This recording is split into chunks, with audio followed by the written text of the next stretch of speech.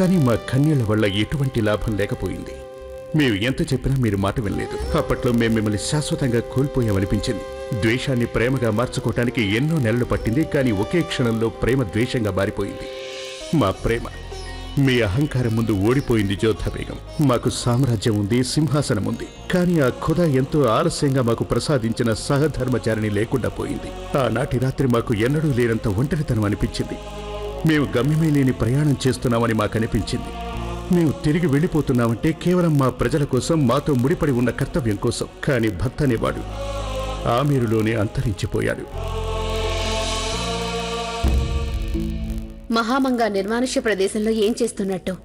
ఎంత ప్రయత్నించినా ఆ సంఘటన మర్చిపోలేకపోతున్నాను. ఈ కొన్ని రోజుల్లో ఎన్నెన్నో జరిగాయి. ముందేమో జలాల్పై దాడులు జరిగాయి. ఇక ఇప్పుడేమో మహామంగ రహస్యంగా ఎక్కడికో వెళ్ళింది. అంటే తను కూడా జలాల్కి వ్యతిరేకంగా ఏదైనా పథకం వేస్తోందా? వీల్లేదు, అలా ఎంత మాత్రం జరగదు. తనే జలాల్ని అందరికంటే ఎక్కువగా ప్రేమిస్తుంది. వీల్లేదు, తను అలా ఎన్నటికీ చెయ్యబోదు. జలాలంటే అందరికంటే ఎక్కువ ఇష్టపడుతుంది తను. ఆదాబ్ అత్తయ్య గారు, మీరు నన్ను రమ్మన్నారట? ఒక అత్యంత ముఖ్యమైన వ్యవహారం చర్చించవలసిన అవసరం వచ్చింది మాకు. కూర్చోండి. ఏం జరిగింది అత్తయ్య గారు? మీరు దేనికో ఆందోళన పడుతున్నట్టున్నారు. అవును సలీమా బేగం, మీకు ఎలా చెప్పాలో మాకే తోచడం లేదు. అలా అని చెప్పకుండా కూడా ఉండలేను. ఈ రాజభవనంలో ఒకదాని వెంటొకటి ఎన్నో జరుగుతున్నాయి. దీంతో ఎవరినీ నమ్మడానికి మనసు ఒప్పడం లేదు. అదేదో నాకు చెప్పండి అత్తయ్య గారు, ఒకవేళ నేను మీకు సాయపడగలనేమో. ఆ రోజు నేను మసీదు వద్ద కొంతసేపు ఒంటరిగా ఉంటానని మిమ్మల్ని కోరినప్పుడు నాకొక విచిత్రమైన దృశ్యం కనిపించింది.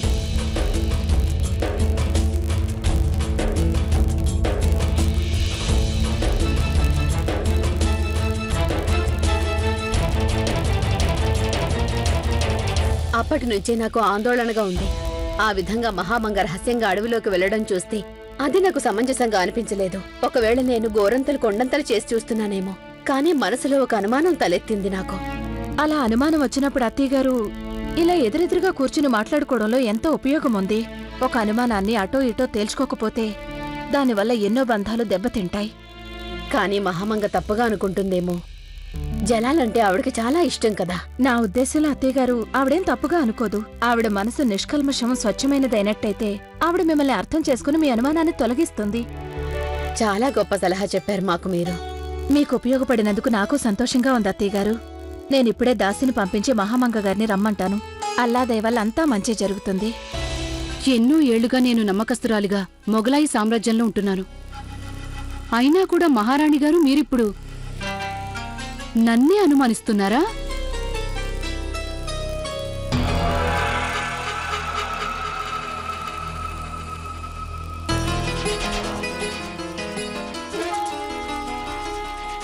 మహారాణి గారు జలాల్కి కన్నతల్లి మీరే కావచ్చు. కాని జలాల్ని పాలిచి పెంచిందాన్ని నేను, తనకి నడకలు నేర్పించిందాన్ని నేను. మా సొంత కుమారుడు ఆదం ఖాన్ కంటే ఎక్కువ ప్రాధాన్యం ఇచ్చాను నేను జలాల్కి. అంత చేసినా కూడా మీరు నా నిజాయితీనే శంకిస్తున్నారా? ఇది మరీ అంతగా బాధపడాల్సిన విషయం ఏమి కాదు మహం. నాకు మీ నిజాయితీ మీద అటు అనుమానమూ లేదు, ఇటు నేను మిమ్మల్ని శంకించటమూ లేదు. నేను అడగడానికి కారణం అలా మసీదు వెనకనున్న అడవి ప్రాంతానికి మీరెందుకు వెళ్లారనేది. మీ గురించి బెంగ కూడా ఉంది. చెప్పండి. మీరడిగే ప్రతి ప్రశ్నకి జవాబు చెప్పటం నా కర్తవ్యం మహారాణి గారు. మరైతే చెప్పండి. నేను మిమ్మల్ని ఒకటే వేడుకుంటున్నాను. నేను ఏది చెప్పినా కూడా అది మీరు నమ్మి తీరాలి. నాకు సిగ్గుచేటుగా ఉన్న ఆ సంగతంతా మీకు చెప్పేస్తాను మహారాణి గారు. జలాల్ విషయంలో నాకు చాలా బెంగగా ఉంది. ఇంతవరకు వారు తిరిగి రాలేదు. జలాల్ విషయంలో నా మనసు పరిపరి విధాలుగా పోతోంది. ఒంటరిగా ఖుదాని నేను ప్రార్థించాలనుకున్నాను. నాకు ఎప్పుడు ఆందోళనగా ఉన్నా నేను తరచూ ఆ చోటికే వెళ్తూ ఉంటాను. అక్కడికి వెళ్తే నాకు ప్రశాంతత లభిస్తుంది మహారాణి గారు. అక్కడ నేను ఖుదాని ప్రార్థించుకుంటాను.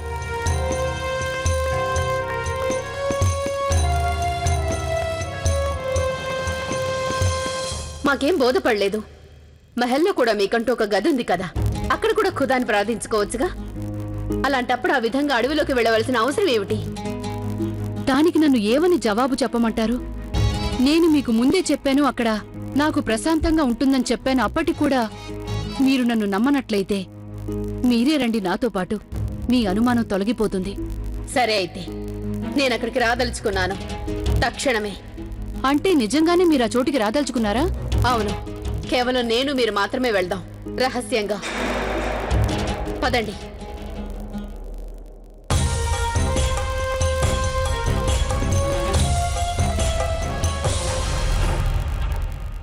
నిజం చెప్పాలంటే ఈ సంగతి తెలిసాక నాకు నిద్ర కూడా పట్టలేదు. ఏ మహామంగ అయితే సహిన్షా తమ పెద్దమ్మగా గౌరవిస్తారో ఆవిడ ఎలాంటి పనికి ఒడిగడుతుందా? ఒక మగాణ్ణి నపుంసకుడి వేషంలో మహల్లోకి రాణిస్తుందా? హుజూర్, నేను 2 రోజులుగా ఆగ్రాలోనే ఉంటున్నాను. ఇక నన్ను తిరిగి వెళ్ళిపోమంటారా? సహిన్షా గారు తిరిగి వచ్చే వరకు మీ ఇద్దరు ఇక్కడే ఉండాలి. అంటే ఈ సమాచారాన్ని మేం మీకు చెప్పినందుకు గాను మమ్మల్ని బంధిస్తారనుకోవాలా? లేదు ఇమ్రాన్ ఖాన్, ఈ ఏర్పాటు కేవలం మీ భద్రత కోసమే. నువ్వే ఆలోచించు. మహామంత్రి గారికి గనక ఈ సంగతంతా తెలిసిందనుకో, అలాగే నువ్వు, నీతో పాటు ఈ దిలావర్ ఖాన్ ఇక్కడికొచ్చి నన్ను కలిసినట్టు తెలిస్తే మీ ఇద్దరికీ ఆపద కలగొచ్చు. నేను మీ భద్రత కోసం కొందరు సైనికులను కూడా ఇక్కడ నియమిస్తాను. గుర్తుంచుకోండి, ఇమ్రాన్ ఖాన్, దిలావర్ల భద్రతకు గాను గట్టి ఏర్పాట్లు జరిగేలా చూడండి. ఆ ఇద్దరి విషయం ఏమాత్రం బయట పొక్కినా వాళ్ళకి ప్రాణాపాయం కలగవచ్చు. మహామంత్రి గారికి ఈ సంగతి ఎంతమాత్రమూ చెప్పకూడదు. నపుంసకుడి వేషంలో వచ్చింది సుజామల్లేనని మహామంగకి తెలుసుంటే మరి ఆవిడ అతన్ని ఎందుకు నిర్బంధంలోకి తీసుకోలేదు?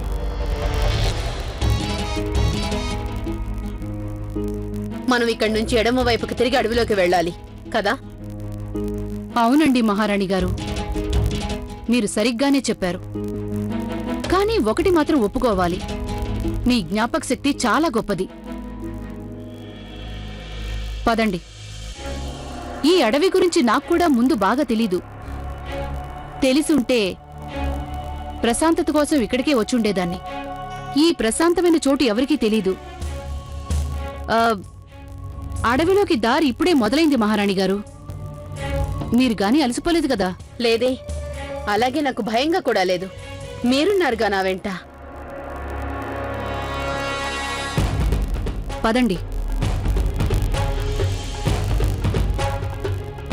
మహారాణి గారు, కొంచెం నాకు దగ్గరలోనే నడవండి.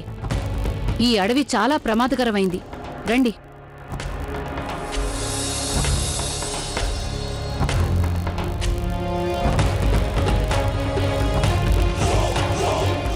మహాం ఎక్కడికి వెళ్ళిపోయింది? మహాం, మహాం!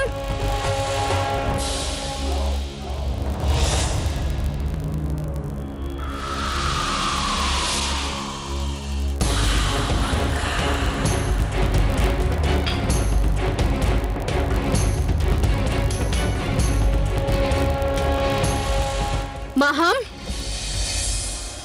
కంగారు పడకండి మహారాణి గారు, నేనున్నాను కదా మీతో పాటు. ఈ అడవి ప్రమాదకరమైంది. మీరు నాతో పాటే ఉండండి. ఇక వెళ్దామా?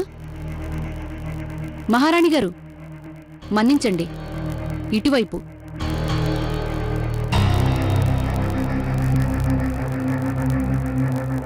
అవును, మీరు ఆ రోజు మాయమైపోయిన చోటు ఇదే.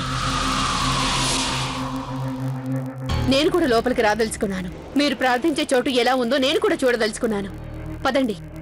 వస్తానంటే అది మీ ఇష్టం మహారాణి గారు.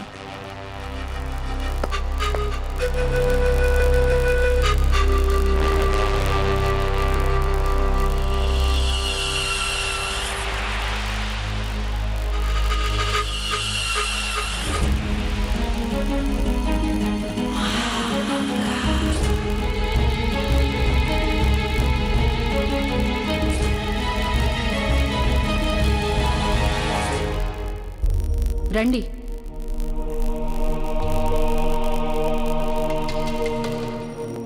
ఈ చోటు ఇలా ఉందేమిటి? నాకు తెలీదు. కొన్నేళ్ల కిందటే నేనిక్కడికొస్తూ ఉండేదాన్ని. ఆ తర్వాత ఎప్పుడు నాకు ఆందోళనగా ఉన్నా, ఎప్పుడు బాధ కలిగినా ప్రార్థించడానికి ఇక్కడికే వస్తూ ఉంటాను. ఇక్కడ ప్రశాంతత కలుగుతుంది. రండి, చూసుకుని రండి. ఇలా చూడండి.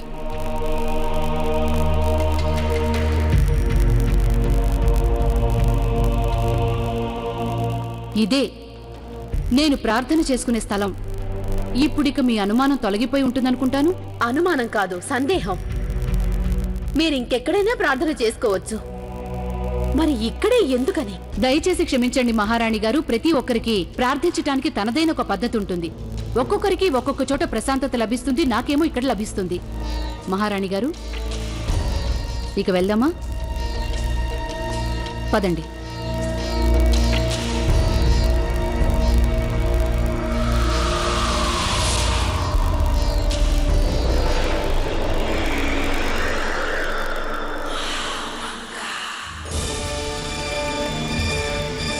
హెచ్చరిక! అప్రమత్తంగా ఉండండి. హిందూ దేశపు షహన్షా, భవిష్యత్తు ఆశా కిరణం, అల్లా ప్రతిరూపం, గౌరవనీయులైన బాద్షా జలాలుద్దీన్ మొహమ్మద్ వేంచేస్తున్నారు. హఠాత్తుగా ఈ భేరీల మోత ఏంటి? సైన్యంగానే ఏదైనా దాడికి వెళ్తోందా?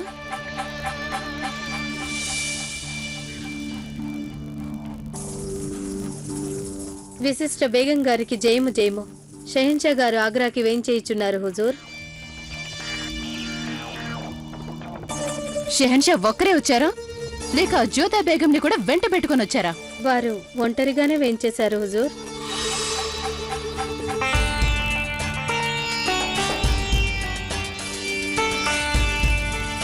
సరే, నువ్వు వెళ్ళిక్కడి నుంచి.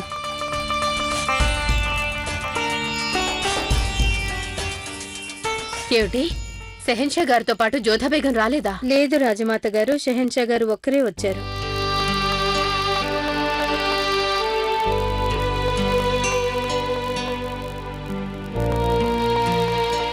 అధైర్యపడకండి బాబీజాన్. షెహన్షా గారు జోధా బేగం ఎక్కడుందో తప్ప కనుక్కొని ఉంటారు. వారు ఒక్కసారి మహల్కి వచ్చిన తర్వాత మీరు ప్రశాంతంగా వారిని అవన్నీ అడగొచ్చు. పదండి, వెళ్ళి షెహన్షా గారికి స్వాగతం పలుకుదాం. ఈరోజు ప్రశ్న, రుకియా బేగం భర్త పేరేంటి? ఏ అక్బర్, బి షహన్షా జలాలుద్దీన్ జిందాబాద్, షహన్షా జలాలుద్దీన్ జిందాబాద్, షహన్షా జలాలుద్దీన్ జిందాబాద్, షహన్షా జలాలుద్దీన్ జిందాబాద్.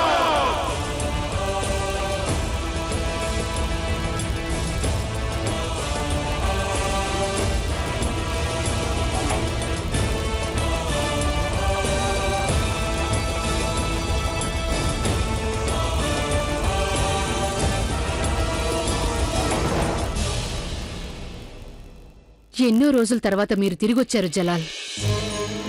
రండి, కొంచెం నోరు తీపి చేసుకోండి.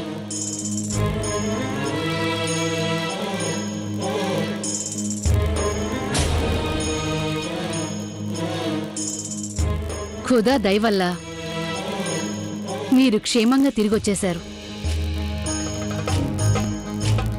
షెహన్షా, జోధా బేగం కనిపించరే? ఆవిడ గాని మీ వెనకే వస్తున్నారా? వారికి కూడా నోరు తీపి చేయించాలి.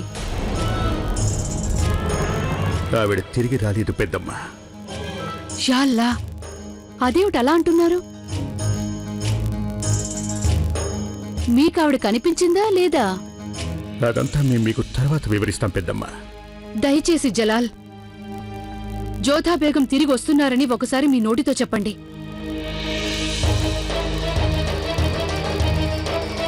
ఈ మహల్ వెలుగు త్వరలోనే వస్తుందని చెప్పండి. నేను మీ మొహం అలా వాడిపోతే సహించలేను జలాల్, అందుకే అడుగుతున్నాను. జోధా బేగం గారి గురించి ఇంతటి అక్కర మహామంగలో నేను ఇంతవరకు చూడలేదు. ఏమై ఉంటుంది? బహుశా నా అనుమానం నిజమే అయి ఉంటుంది. ఎక్కువ తీపి మున్ముందు చేదు తెలియకుండా ఉండటానికి ఇలా చేస్తుందంటారు.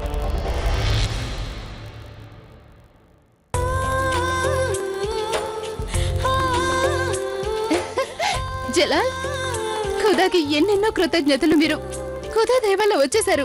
నాకెంత సంతోషంగా ఉందో నేను మాటల్లో చెప్పలేను.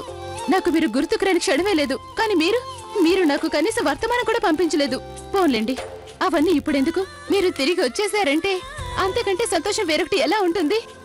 పదండి జలాల్, నేను మీతో చాలా మాట్లాడాలి. మీకు ఎన్నో సంగతులు చెప్పాలి. రండి. రుకయ్య బేగం, ప్రస్తుతం మేము చాలా అలసిపోయి ఉన్నాం. మేము మిమ్మల్ని తర్వాత కలుసుకుంటాం.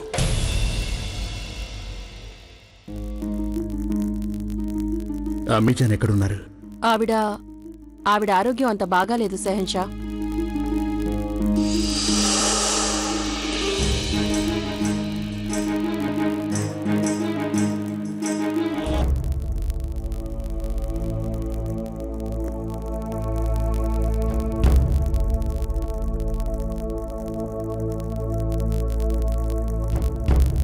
అమ్మిజాన్ మేం మీకు వాగ్దానం చేశాం. మీ కోడల్ని వెంట పెట్టుకుని తీసుకొస్తామని చెప్పాం. కానీ మరి నువ్వు ఒక్కడివే నాకెలా మొహం చూపించగలుగుతున్నావు జలాల్? జోధా బేగం నీ వెంట ఎందుకని రాలేదు? అడిగిన ప్రశ్నకు సమాధానం చెప్పు జలాల్. ఎప్పుడు చూసినా అదే మాట. నేను తినాలని లేదని. 5 రోజులైపోయింది జోదా. నువ్వు నీ గదిలో 5 రోజులుగా నిర్జీవంగా పడున్నావు. ఒక అన్నం మెతుకు కూడా ముట్టలేదు నువ్వు. అయినా నువ్వు నీ మనసులో ఏమనుకుంటున్నావు అసలు? అదేమిటో నాకు చెప్పు జోదా. నువ్వు సెహన్షా దగ్గరికి ఆగ్రా తిరిగి వెళ్ళాలనుకుంటున్నావా? చెప్పవేంటి జోదా?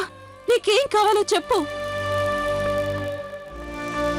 పంతానికి కూడా ఒక హద్దుండాలి. దారాన్ని కూడా తెగేదాకా లాక్కూడదంటారు జోదా. ఎవరి పంతమైనా వారి అస్తిత్వాన్నే కనిపించకుండా చేయకూడదు. నేనేమనుకున్నానంటే నీ గుండె గాయపడింది, కొన్నాళ్లలో కోలుకుంటావనుకున్నాను. కానీ కాదే, నీకసలు కొంచెం కూడా లెక్కలేనట్టుంది.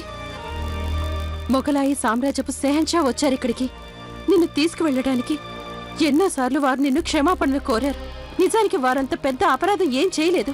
వారు నిన్ను క్షమాపణ అడగాల్సిన అవసరం కూడా లేదు. నువ్వు చేసింది నేరమే జలాల్. ఆ నేరంతో పోలిస్తే ఈ శిక్ష చాలా తక్కువ నీకు. నీ విషయంలో జోధ సరైన పనే చేసింది. నీకోసం విషం తాగేసింది నా కూతురు. నీకోసం తన ప్రాణాలు పణంగా పెట్టడానికి ఒక్క క్షణం కూడా వెనకాడలేదు తను. కానీ నువ్వేమో, నీకు ఒక్క క్షణం కూడా పట్టలేదు తనని అనుమానించటానికి. తన నిందించడానికి కూడా వెనకాడలేదు. నిన్ను నా కుమారుడని చెప్పుకోవడానికి నాకు సిగ్గుగా ఉంది. మేవెంతో ఆశపడ్డాం నువ్వు జోధాని తిరిగి తీసుకొస్తావని. మీరు మళ్ళీ ఆనందంగా ఉంటారని ఆశపడ్డాను. తీరా చూస్తే నువ్వు ఒక్కడివే తిరిగి వచ్చావు. నువ్వు చేసిన వాగ్దానం నెరవేర్చుకోలేకపోయావు జలాల్. జోధాని తిరిగి తీసుకురాలేకపోయావు. మాకు సమాధానం చెప్పండి జలాల్. ఎక్కడుంది నా కుమార్తె? అమ్మిజాన్, మేం చాలా ప్రయత్నాలు చేశాం. చివరికి తనని కలుసుకోగలిగాం. కానీ తనని మాత్రం మాతో పాటు తీసుకురాలేకపోయాం. మేము ఓడిపోయామని ఒప్పుకుంటున్నాం. మేము ఓటమిని అంగీకరిస్తున్నాం అమ్మిజాన్. ఎందుకంటే జోధా బేగం ఆగ్రహం ముందు మా ప్రయత్నాలన్నీ విఫలమైపోయాయి. మేము మీకు ఇచ్చిన మాటని ఎన్ని ప్రయత్నాలు చేసినా నిలబెట్టుకోలేకపోయాం. మమ్మల్ని క్షమించండి. వీలైతే మీ కుమారుణ్ణి మన్నించండి. నువ్వు మళ్ళీ ఆగ్రాకి తిరిగి వెళ్ళకూడదని నిర్ణయించుకున్నప్పుడు మళ్ళీ వారిని ఎందుకు తలుచుకుంటున్నావు జోదా? జోదా, సెహన్షా తన రాజ్యపాలని వదిలేసి నిన్ను వెతుక్కుంటూ తిరగరాని చోటంటూ లేదు. వారికి ఎన్నోసార్లు గాయాలు తగిలే. వారు తన నెత్తురు ఎంతగానో ప్రవహింపచేశారు. కానీ నీ హృదయం మాత్రం కరగలేదు. వేరే ఎవరైనా అయ్యుంటే సెహన్షా మళ్ళీ మొహం కూడా చూసేవారు కాదు. ఎవరైనా ఒక రాజపుత్రుడు తమ భార్యని బతిమలాడటానికి అత్తారింటి దాకా వచ్చినట్లు నేను ఎన్నడూ వినలేదు. భార్యని బతిమలాడుకోవడం రాజపుత్ర వంశస్థుల సాంప్రదాయానికి వ్యతిరేకం. కానీ అల్లుడి గారేమో సెహన్షా అయి కూడా నిన్ను వెతుక్కుంటూ ఇక్కడి దాకా వచ్చారు జోదా. అది కేవలం నీ అదృష్టంగా భావించు జోదా. చూడు, సెహన్షా గారు చేసింది పొరపాటే.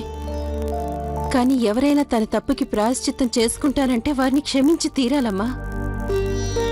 సెహన్షా గారు ఇక్కడికి రానంత వరకు నువ్వు వారినే తలుచుకుంటూ ఉండేదానివి. తీరా వారు ఇక్కడికొచ్చేసరికి నువ్వు మొహం ముడుచుకున్నావు.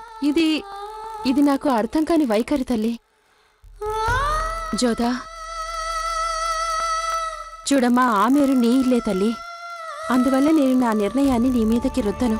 అలాగే నిన్ను తిరిగి ఆగ్రా వెళ్ళమని కూడా చెప్పను. కాని ఒకటి, నీకు తల్లిగా నేను ఒక పాఠం తప్పక చెప్పదలిచాను. నీ మనసులో ఉన్న ఆవేదన్ని కూడా దాటలేనంత ఎత్తుకి ఎదగనివ్వకు తల్లి. నీ గర్వపు గోడల్ని నువ్వింతగా పెరగనివ్వకు తల్లి. ఇకపై నిర్ణయం తీసుకోవాల్సింది నువ్వే.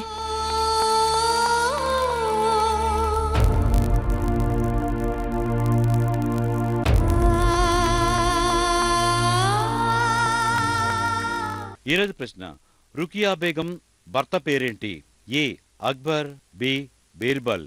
సరైన సమాధానాన్ని జట్టి అని టైప్ చేసి స్పేస్ ఇచ్చి ఏ లేదా బి అని టైప్ చేసి 57575కి ఈరోజే SMS చేయండి.